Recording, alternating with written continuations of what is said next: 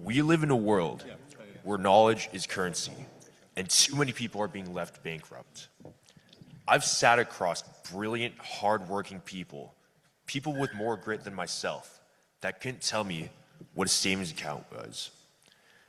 This was not because they're not hardworking or capable. This is because the system determined that they were not worth teaching. The gap between those who learn financial literacy and those don't is not just an educational failure. It is a failure of freedom. And that's what financial literacy is. It is freedom. But to reach this freedom, you have to start with truth.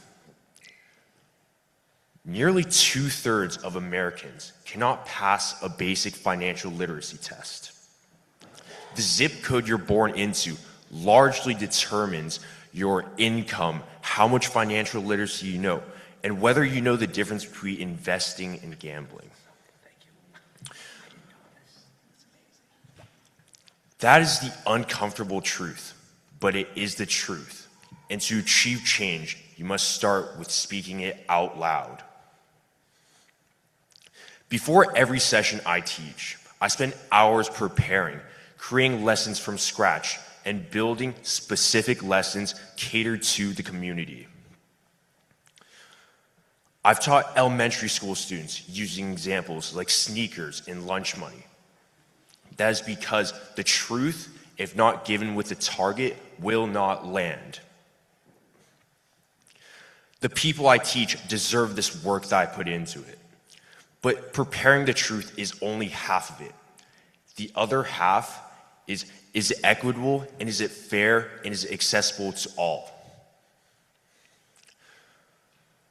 I grew up with access that most people don't have. Strong academics, teachers willing, and teachers that had time, and also a network of people that were willing to talk about financial literacy.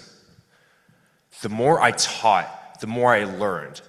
I found out that these tools that I was given are the kinds of tools some people spend their entire lives searching for. That is why I'm working to create a financial literacy initiative at my local community center, teaching construction workers, people trying to receive their CNA certifications, and people trying to rebuild their lives.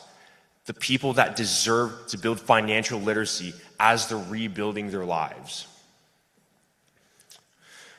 They don't need charity. They need access. Fairness is closing the gap, and when you start closing it, something that you never expected happens.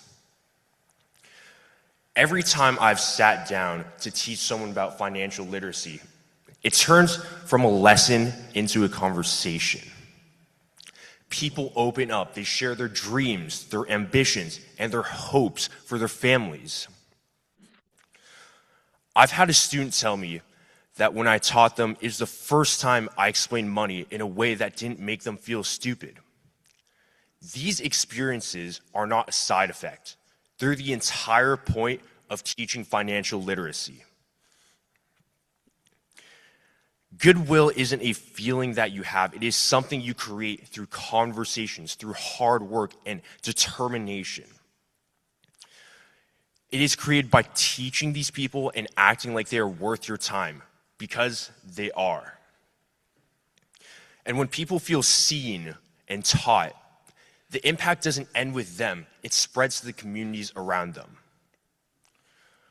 When a student learns to budget, and they haven't before, they're less likely to fall into debt, to experience financial hardship later in their life. When an adult who is introduced to new financial concepts they never learned, they're able to build something lasting. It doesn't just change their finances, it changes their mindset, their choices, and their family's trajectory.